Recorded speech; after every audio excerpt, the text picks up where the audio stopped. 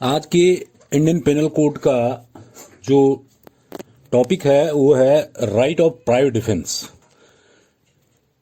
यानी कि प्राइवेट व्यक्तिगत प्रतिरक्षा का अधिकार, यानी कि व्यक्तिगत प्रतिरक्षा का बचाव। अगर इस सेंस में देखें हम तो बचाव क्या होता है, राइट ऑफ प्राइवेट डिफेंस। देखिए, राइट ऑफ प्राइवेट डिफेंस को इंडियन पेनल कोड की सेक्शन 96 से 106 के बीच कवर किया जाता है, यानी कि जनरल एक्सेप्शंस जो आपकी यूनिट है उसका चैप्टर है जनरल एक्सेप्शन का, उसका लास्ट सेक्शन तक है 96 टू 106 तक। ठीक है। राइट ऑफ प्राइवेट डिफेंस यानी कि प्राइवेट प्रतिरक्षा का बचाव क्या होता है। देखिए, प्राइवेट प्रतिरक्षा का बचाव ऐसा है कि जो प्राइवेट प्रतिरक्षा का बचाव है वो एक प्रकार का बहुत कीमती आपका समझ लीजिए अधिकार है, जो कि प्रत्येक नागरिक को दिया गया है कि वो अपने शरीर की और अपने संपत्ति की, जैसे पे केस हो। देखिए, जीवन में दो ही चीजें हैं व्यक्ति के पास, या तो अपना शरीर है या उसका सामान है। ठीक है।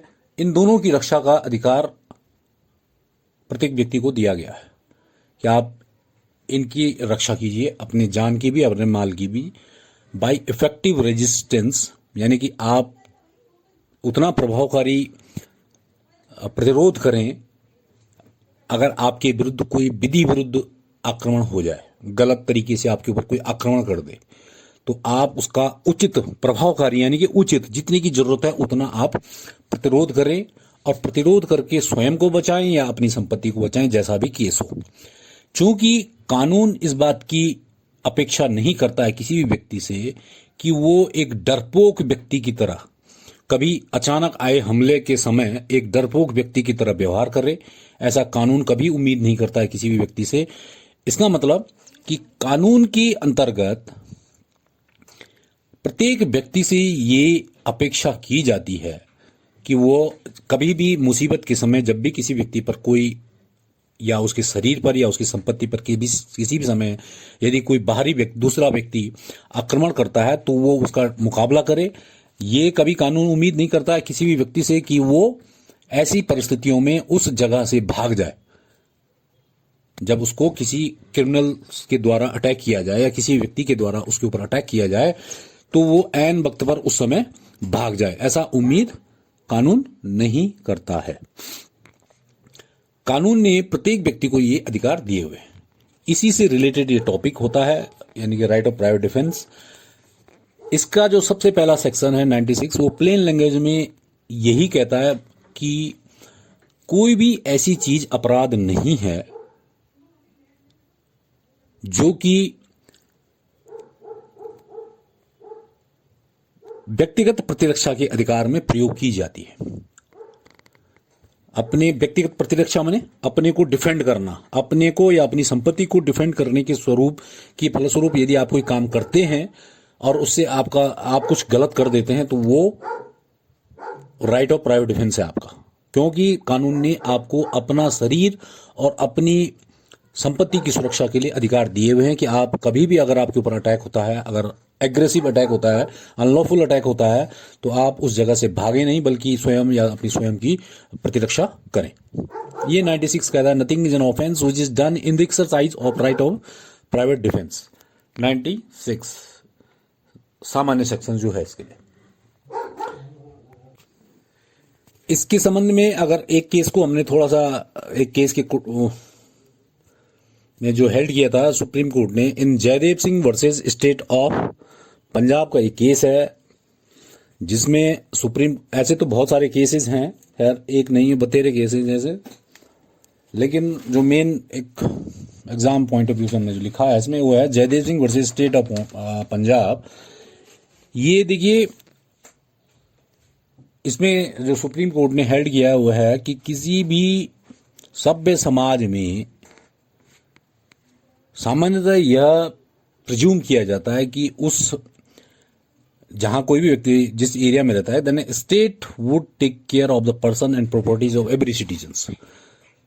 ठीक है, कि राज्य सरकार अपने व्यक्तियों की जो उसके इलाके में माने जो उसकी राज्य में रहते हैं, और संपत्तियां उनकी, उन सब की रक्षा का जिम्मा वैसे राज्य का होता है। And but it doesn't mean, लेकिन इसका अर्थ ये नहीं है कि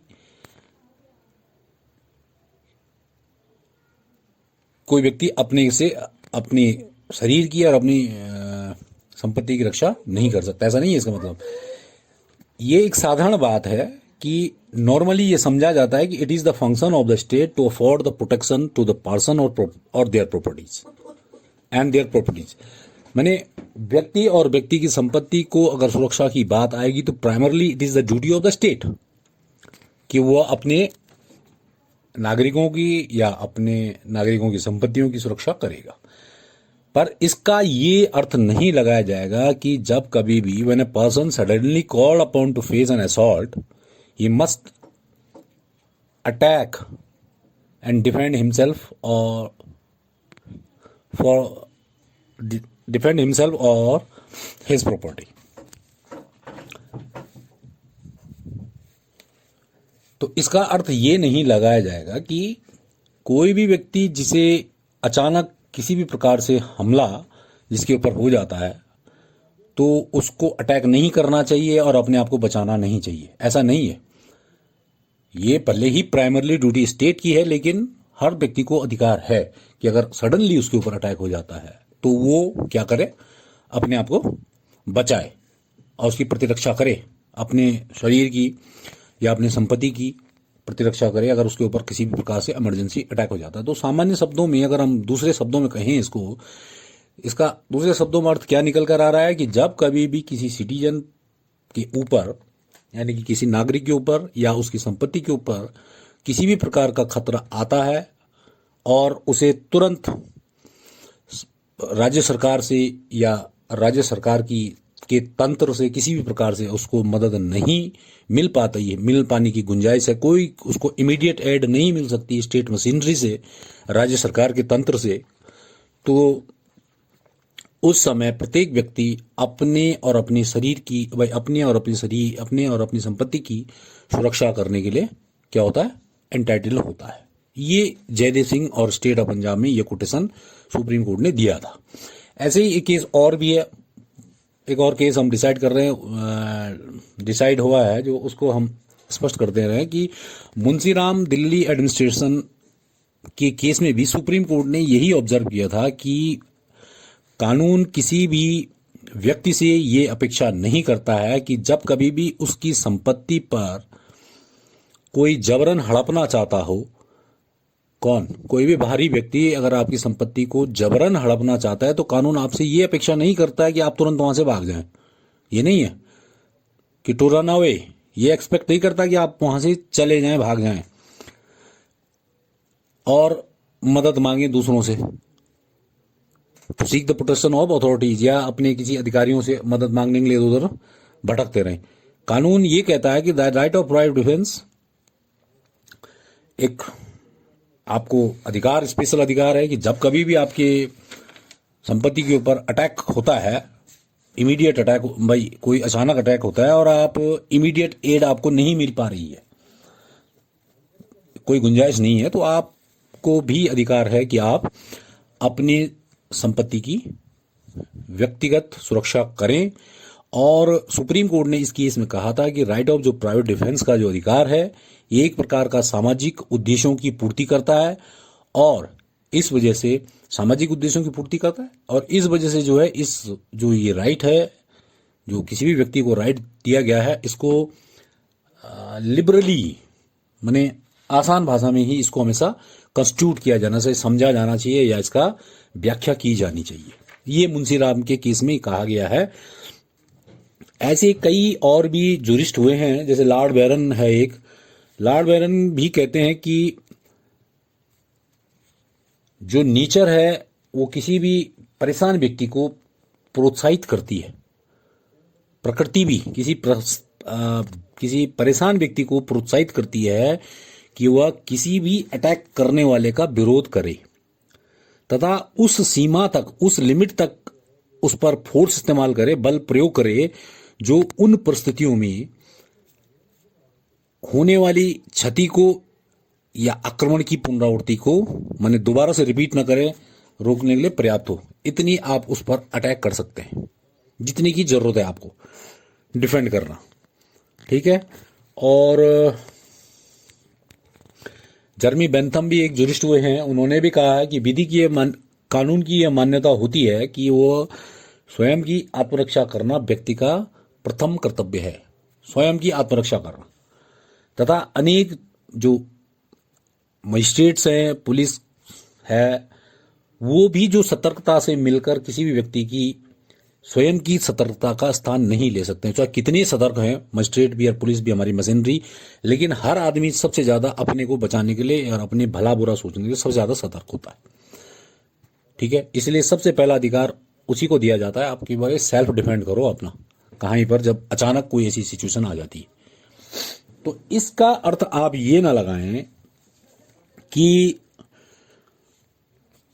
प्राइवेट डिफेंस एक अनलिमिटेड राइट है, ऐसा नहीं है। इसको अगर प्राइवेट जो ये डॉक्ट्राइन है राइट ऑफ प्राइवेट डिफेंस की, ये भी निश्चित तौर पर कुछ सिद्धांतों पर ही बेस्ड है। ठीक है।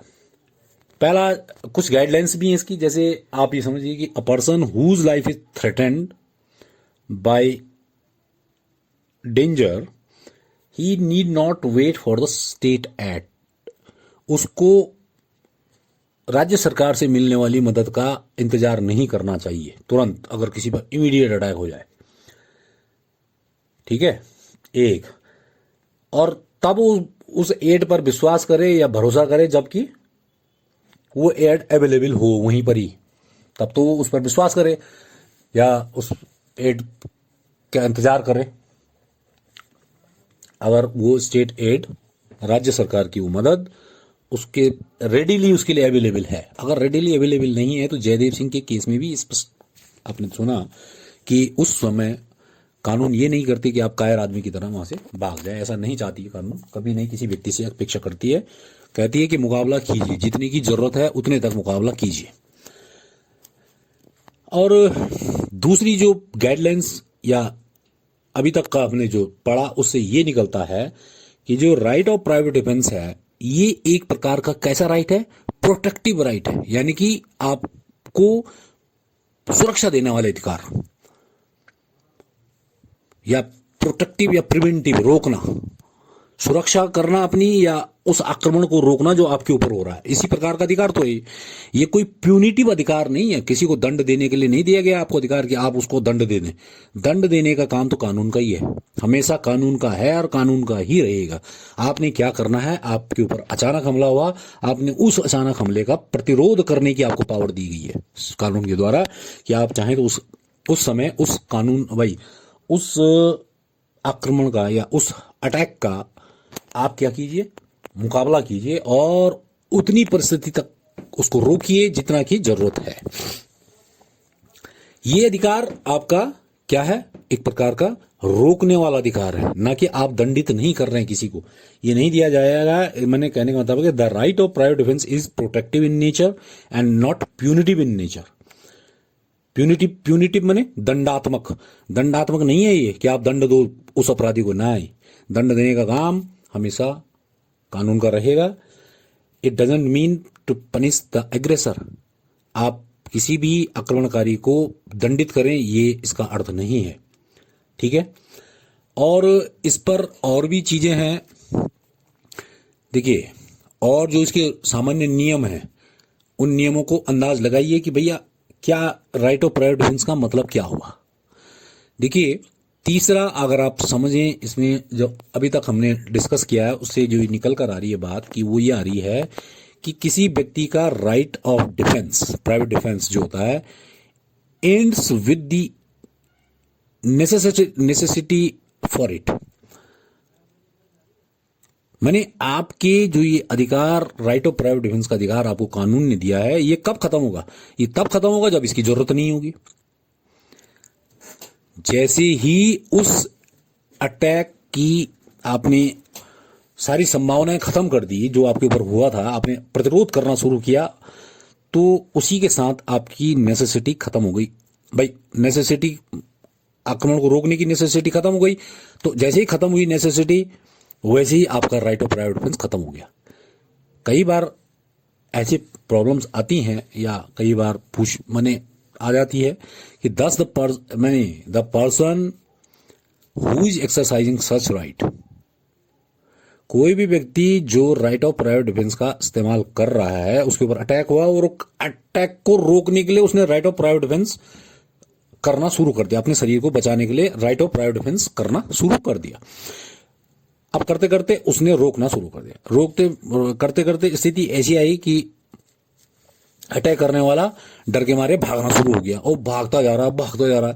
तो आप, ये नहीं है कि उसके पीछे भागते रहे, ये नहीं है कानून में कहा हुआ, not chase the fleeing attacker. आप उस भागने वाले अटैकर के पीछे भाग कर उसको मार डालें या उसका हाथ पैर तोड़ दें, ये नहीं है right of private defence. Right of private defence ये है कि जिस समय आप पर अटैक हो रहा है अचानक, आप उस अटैक को रोकिए सिर्फ, और जैसे ही वो नेसेसिटी खत्म होती है वैसे ही आप कानून पर आ जाइए, फिर कानून की मदद लेने के लिए। ठीक है, इसका मतलब ये हुआ, इसका अर्थ ये लगाइए कि कोई भी व्यक्ति जिसके ऊपर अचानक अटैक हुआ और वो राइट ऑफ प्राइवेट डिफेंस का अगर इस्तेमाल कर रहा है और एक स्थिति ऐसी आती है कि वो जो अटैकर है वो भागना शुरू हो जाता है वहां से, तो आप उसका पीछा नहीं करेंगे एंड देन बीट हिम। ये भी एक केस में, जैसे state of UP versus Ram Swaroop का एक केस था सुप्रीम कोर्ट का, उसमें ये डिसाइड हुआ था कि the person exercising such right need not to chase the fleeing attacker and then beat him. उसका अर्थ ये नहीं है, देखिए जब आपकी रिक्वायरमेंट खत्म हो गई, जैसे उसने आपको मारना छोड़ा, अटैक कर जो आपके ऊपर किया था, अब आप उसको चेज कर रहे, मार डालने के इरादे से चेज करेंगे, तो वो आपका राइट ऑफ प्राइवेट डिफेंस में नहीं आएगा। क्यों? Right of private defence necessity के लिए दिया गया अधिकार है कि भैया उस अचानक अटैक को रोकने के लिए। ठीक है, और चौथी बात जो निकल कर आ रही है अभी तक वो ये आ रही है कि this law does not require that a person should not exercise his right of self defence if by running away he can avoid injury. कभी भी कानून ये नहीं कहता कि भैया अगर आप भागकर अपना बचाव कर सकते हैं, अपनी क्षति को रोक सकते हैं तो भाग जाइए, ऐसा नहीं कहता कानून। कानून हमेशा यही कहता है कि भैया इमरजेंसी में अगर आपके ऊपर अटैक हो रहा है तो भागिए मत, लाइक ए रैंक वर्ड, किसी एक डरपोक व्यक्ति की तरह भागिए मत। You should exercise your right of private defence at that situation. उस सिचुएशन में आपको राइट ऑफ प्राइवेट डिफेंस इस्तेमाल करना चाहिए। अब बात आती है कि किसी आदमी ने आपके ऊपर अटैक किया। सुनिए, ये बड़ी कॉमन बात है। किसी आदमी ने आपके ऊपर अटैक किया इमीडिएट, जैसे ही आपने इमीडिएट अटैक किया तो राइट ऑफ प्राइवेट डिफेंस किसको मिलेगा? उस व्यक्ति को मिलेगा जिसके ऊपर आपने अटैक किया है। अब उसने क्या किया? आपके ऊपर अटैक करना शुरू कर दिया उसने भी बचाव में। अब वो बचाव कर रहा है और बचाव करते करते वो आप पर भारी पड़ने लगा है सपोज, तो क्या आपको भी, जो आप आक्रमणकारी हैं, आप सपोज अपने को आक्रमणकारी मानिए और आपने किसी के ऊपर आक्रमण किया, मैंने अटैक किया, जिसके ऊपर आपने अटैक किया वो प्रतिरोध करना शुरू किया, उसने भी आपसे हाथापाई शुरू की अपने को बचाने के लिए। अब आपको भी महसूस होता है कि यार अब मैं फंस गया, अब तो ये तो मुझे मारने लगा है, तो अब क्या कानून आपको भी देगा राइट ऑफ प्राइवेट डिफेंस इस्तेमाल करने के लिए कि आप भी उसको चाहें तो मारें? ये एक सवाल है। इस पर राइट ऑफ प्राइवेट डिफेंस का रूल है, जो एग्रेसर होता है, one who beat others, he can not claim the right of self defence. वो सेल्फ डिफेंस का अधिकार उसको नहीं मिलेगा जो अटैकर है। सुन लीजिए, वो कुछ भी करेगा, उसका राइट ऑफ प्राइवेट डिफेंस में बचाव नहीं होगा। राइट ऑफ प्राइवेट डिफेंस का बचाव उसको होगा जिसके ऊपर आपने अटैक किया है। वो तो आपको तब पीट रहा है ना, तब मार रहा है, जबकि वो अपने शरीर की रक्षा कर रहा है। आप अपने शरीर की अब रक्षा का दलील नहीं दे सकते कि आप अपने शरीर की रक्षा कर रहे हैं, मैंने इसलिए इसको इतना पीट दिया, नहीं। क्यों? क्योंकि आपने तो अटैक किया था, आप तो एग्रेसर हैं। अगर आपको भी मिलेगा तब तो दोनों को भी मिल गया, तब तो बात खत्म, तब तो कानून का एम ही खत्म हो जाएगा। जो एम बनाया गया, एम ये बनाया गया कि किसी के ऊपर अनावश्यक इस तरह के हाथ ना उठाएं, किसी के ऊपर बल प्रयोग ना करें अनावश्यक। तो जब आपने उसके ऊपर बल प्रयोग किया है मानो अनावश्यक, तो उसको इमीडिएट कोई एड नहीं थी, तो इमीडिएटली उसने अपने right of private defence of body का इस्तेमाल किया और आपके ऊपर अटैक कर दिया, और आप इससे सोच रहे हैं कि अब आपको भी मिल गया राइट ऑफ प्राइवेट डिफेंस। ऐसा नहीं है। The aggressor can not claim the right to self defence. ये बड़ी इंपॉर्टेंट बात है, इसको ध्यान रखना, ठीक है। और इसका मतलब there can not be private defence against the private defence. ये तो है नियम। प्राइवेट डिफेंस के अगेंस्ट प्राइवेट डिफेंस नहीं अवेलेबल होता है। यानी कि प्राइवेट डिफेंस माने दूसरा जब प्राइवेट डिफेंस कर रहा था, उससे बचने के लिए जब आप राइट ऑफ प्राइवेट डिफेंस का इस्तेमाल करना चाहते हैं तो आपको नहीं मिलेगा। Right of private defence against the private defence, व्यक्तिगत प्रतिरक्षा का अधिकार किसी व्यक्तिगत प्रतिरक्षा के अधिकार के विरुद्ध नहीं मिलता है, ठीक है। कोई भी काम देखिए, जब तक कि वो अपराध की श्रेणी में नहीं आता है तब तक आपको राइट ऑफ प्राइवेट डिफेंस भी नहीं अवेलेबल होता है, जब तक अपराध की श्रेणी में नहीं आता है। भाई सीधी सी बात है, आपके ऊपर, आप एक एग्रेसर हैं, आपने किसी व्यक्ति के ऊपर अटैक किया, वो आपने देखिए, आपने जब अटैक किया तो आपने अपराध कर दिया, तो दूसरे वाले को मिल गया राइट ऑफ प्राइवेट डिफेंस। और जब उसने आपके ऊपर अटैक, उसने आपके ऊपर हाथापाई की, तब आपको नहीं मिलेगा। क्यों? क्योंकि आप, वो जो कर रहा है सामने वाला आपके ऊपर अटैक कर रहा है, माने अपने बचाव में, वो अपराध नहीं है, वो तो कानूनन दिया गया अधिकार है उसको। तो इसका मतलब इसी थ्योरी पर एग्रेसर को नहीं मिलता है, आक्रमणकारी को राइट ऑफ सेल्फ डिफेंस नहीं मिलता है, ठीक है। और एक और चीज समझिए कि जब फ्री फाइट होती है, दोनों पक्ष सहमति से लड़ रहे हैं आपस में,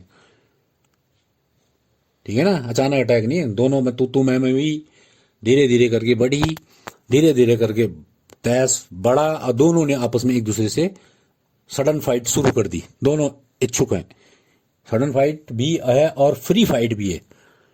no right of private defence is available to either party. तब दोनों पक्षकारों को नहीं मिलेगी, दोनों सहमति से कर रहे हैं ना, दोनों में तकरार हुई, दोनों से तू मैंने भी बात बढ़ी, बात बढ़ते बढ़ते दोनों में हाथापाई शुरू हो गई ऐच्छिक तौर पर। राइट ऑफ सेल्फ डिफेंस कब मिलता है? जब आप अटैक कर रहे हैं किसी पर बेवजह, तो दूसरे को तब मिलता है।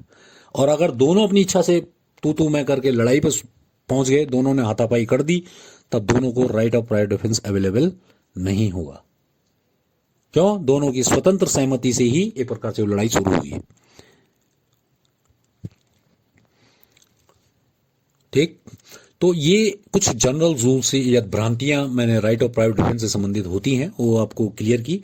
देखिए अब आता है अगला सेक्शन 97 जो सेक्शन है वो बताता है कि राइट ऑफ प्राइवेट डिफेंस कितने टाइप के होते हैं। तो राइट ऑफ प्राइवेट डिफेंस जो होते हैं वो होते हैं दो प्रकार के, निश्चित तौर पर दो प्रकार के ही आदमी सुरक्षा करता है। हम बार बार कह रहे हैं कि दो ही चीज होती है जीवन में किसी भी व्यक्ति के, एक उसका अपना शरीर, एक उसकी अपनी संपत्ति। उसके अलावा आप कोई भी चीज देख लीजिए, होती ही नहीं है।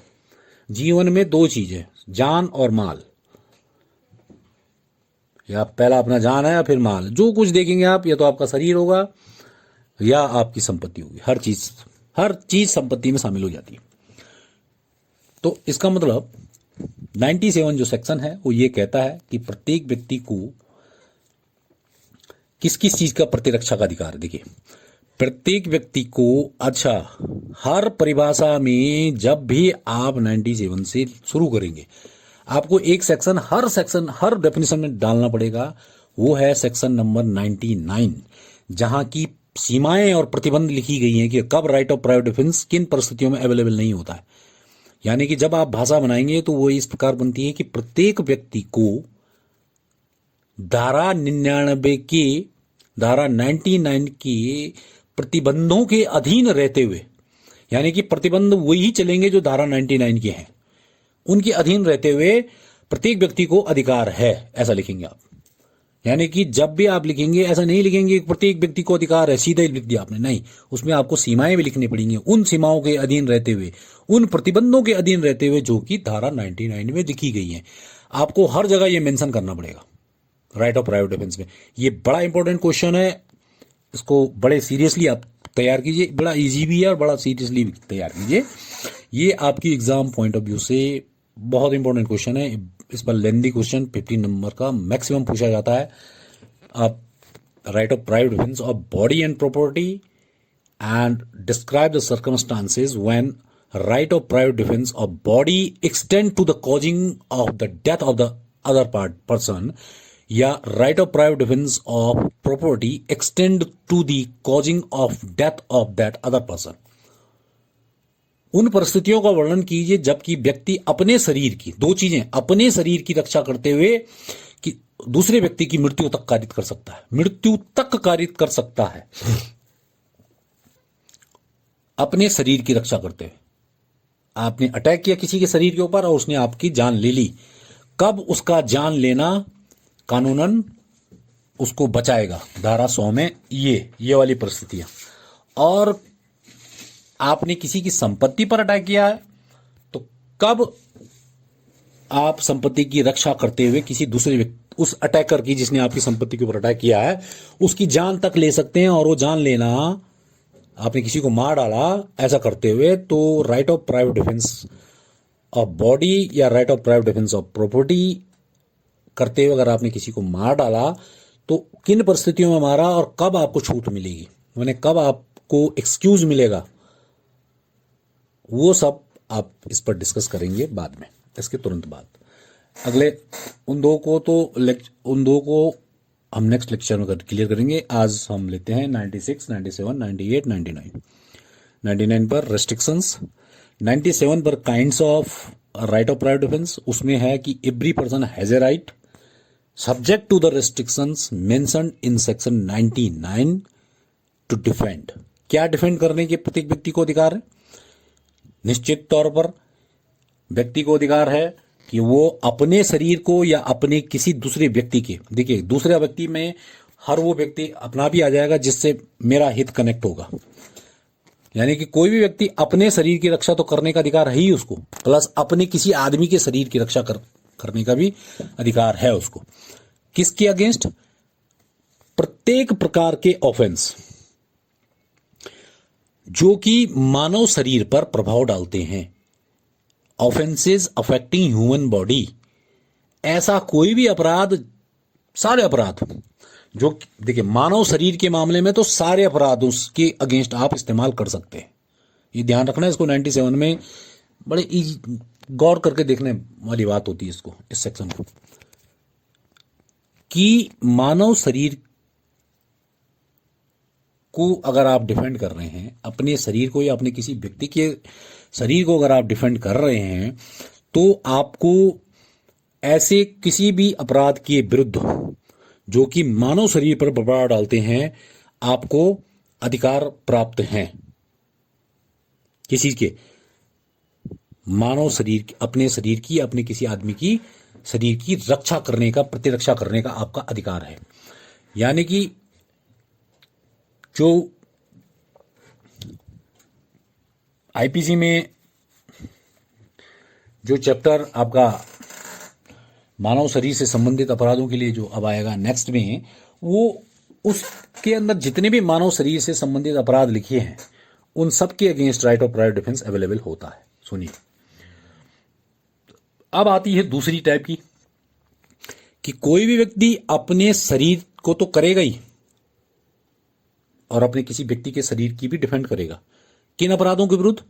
हर उन अपराधों के विरुद्ध जो कि मानव शरीर पर प्रभाव डालते हों, मर्डर, रेप, ये चोट, जितने भी बोलो आप, रॉन्गफुल रेस्ट्रेंट, कन्फाइनमेंट, असॉल्ट, सारे के सारे जितने भी, ठीक, किडनैपिंग, एबडक्शन, सब आएंगे इसमें।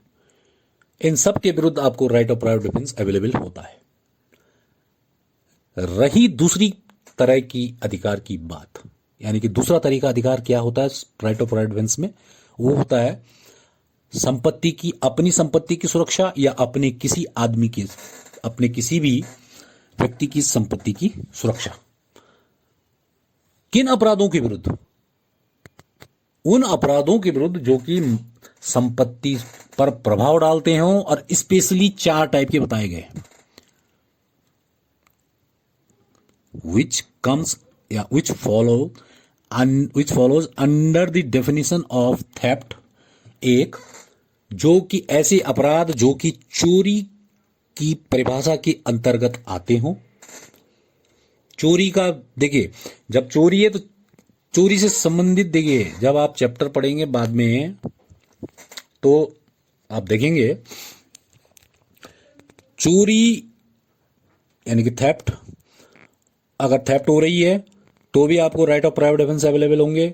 रॉबरी यानी कि लूट हो रही है तो भी आपको प्राइवेट डिफेंस अवेलेबल हो रहे होंगे।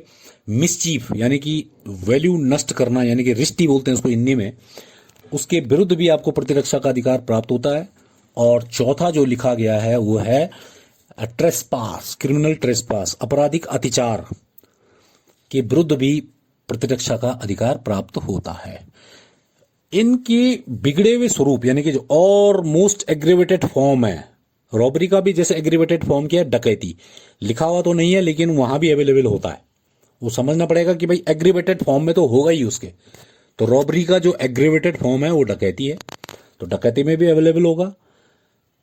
मिसचीफ का एग्रीवेटेड फॉर्म है जैसे, तो मिसचीफ का एग्रीवेटेड फॉर्म क्या हुआ, मिसचीफ बाई फायर भी हो सकता है, जैसे यानी कि आप रिश्ती कर रहे हैं, आग लगाकर किसी घर पे आग लगा दिया आपने, विस्फोट कर दिया किसी के घर पे। और आपराधिक अतिचार, क्रिमिनल ट्रेसपास का एग्रीवेटेड फॉर्म क्या है, उसका हाउस ट्रेसपास है, लर्किंग हाउस ट्रेसपास है, हाउस ब्रेकिंग है, हाउस ब्रेकिंग एट मिडनाइट है, ये सब आते हैं। इन सब के विरुद्ध, मैंने कहने का मतलब ये 4 हैं, और इन चारों के एग्रीवेटेड फॉर्म मैंने बिगड़े हुए रूप और खतरनाक रूप, यानी कि लूट का भी और खतरनाक रूप डकैती होता है, वहां भी एप्लीकेबल होगा। तो कहने का मतलब है कि इन चारों के एग्रीवेटेड फॉर्म के ही मामले में राइट ऑफ प्राइवेट डिफेंस संपत्ति की सुरक्षा करते समय अवेलेबल होगा, अन्य में नहीं होगा। अन्य ऑफेंसेस इनको छोड़कर, इन चारों ऑफेंसेस को छोड़कर, जैसे एक्सटॉर्शन नहीं होगा, छल चीटिंग नहीं होगा, क्रिमिनल ब्रीच ऑफ ट्रस्ट नहीं होगा, राइट ऑफ प्राइवेट डिफेंस नहीं मिलेगा, क्रिमिनल मिस अप्रोप्रिएशन प्रॉपर्टी नहीं मिलेगा, और प्रॉपर्टी स्टोलन से संबंधित जितने भी अपराध हैं वहां भी नहीं मिलेगा। स्टोलन यानी कि, ठीक हो गया। तो ठीक हो गया इतना। अब आते हैं, ये तो 2 तो क्लियर हो गया कि भाई 2 के मामले में